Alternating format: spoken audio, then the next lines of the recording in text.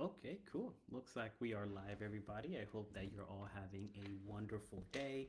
I hope that everybody's getting ready to end the rest of the week and hopefully start it or end it in a great way.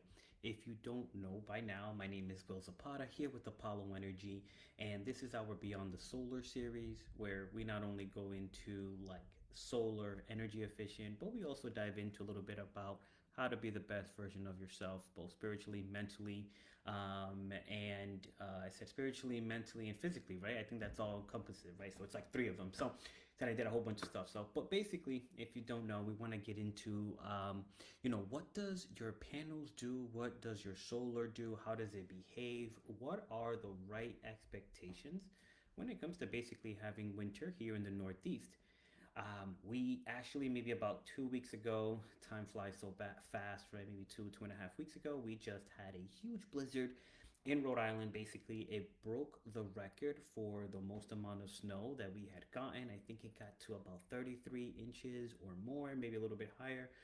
Please fact check me, I could be wrong, but basically, we were hit with a ton of snow, right? And I hope that if you were here in the Northeast, you didn't see it as a bad thing. I hope that you was able to see it as a great opportunity to go outside and play. I know I definitely took advantage of that with my family. I hope you all were able to do that as well. But basically, diving into, right, if you happen to, let's say, go solar in the last 6 months, you haven't experienced a winter, especially something like this, you may be having a lot of questions. You may be wondering, like, hey, is my solar actually working? What exactly is happening with my system during the winter time? So let's just break into it and give you a very simple overview as to how your system is going to perform, what it's possibly doing. And if you have some questions, feel free to go ahead and leave us a comment, drop a like, or reach out to us, and we'd be more than happy to specifically assess your situation. Basically, the way that solar works, right, is during whenever the sun is out, it's sending energy or electrons to the panels that is being converted into energy that is offsetting or eating away what you're getting from the utility company. And the whole goal is to be able to do enough of that that you can eliminate most, if not all, of your utility bill during the wintertime. Because here in the Northeast, we do tend to get less sun exposure. We get sometimes unexpected weather like a blizzard. You might notice that your panels or your system might be at low to basically no production at all. So a couple of things that you want to keep in mind is, first, what is the direction of your system that was installed on your home, right? Typically, when your system's installed, you want to take advantage of areas that is going to get the most amount of sun on your roof. Typically, you want to take advantage of a southern roof. We're going to use that as an example because they're very easy. They're very easy to spot for the most part. But you'll be able to see that the southern part of your roof is going to have most of the snow removed if it hasn't already by this time that you're probably watching this video, right? But basically, during the time that you have snow on it, you're not going to get a lot of production. So if, even though you do have a south-facing roof, but there's a lot of snow on it, you haven't had the chance for the sun to give it enough time to melt it, which again, I drive around and I see here in the Northeast. If you have a southern-facing roof, you have some panels, typically the snow has already been removed. Not only does the sun act like as a, like a heat for the panels, but having it based on what they're made out of, the snow just tends to slide right off, which typically it means your system is going to be back in action and producing fairly, quickly. Now, if you have some areas that are perhaps not favorable to the sun exposure, you're going to go through a situation where you might run into snow still being on your panels. You might even run into, maybe there might be some ice there. So it's very important that before you go solar, you take advantage of where the sun is hitting your home. That's going to be able to allow you to maximize what the production of your system is. And then on top of that, in situations like this where we get unexpected weather and unexpected storms, your home is kind of react to natural things most efficiently, right? You'll be able to get the panel or the snow removed just because of the way that the sun is hitting it, and get your system back to producing.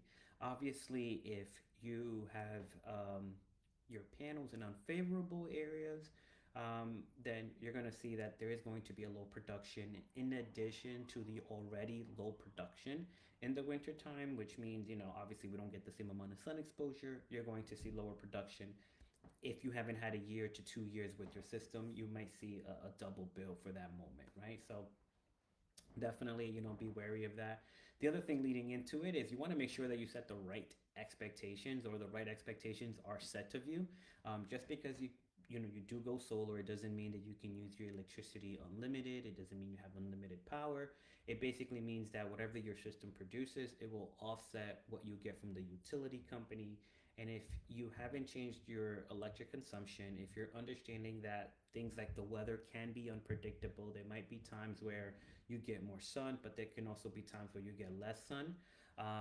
You got to understand that during this time, you might see a double bill, especially if you haven't had solar for a year or more and built up enough credits, right? So definitely be mindful of that. That during the winter, again, you're going to get less production, there's less sun exposure, and it's just part of nature. But that expectation should be set from the beginning. So do be mindful of what your usage is.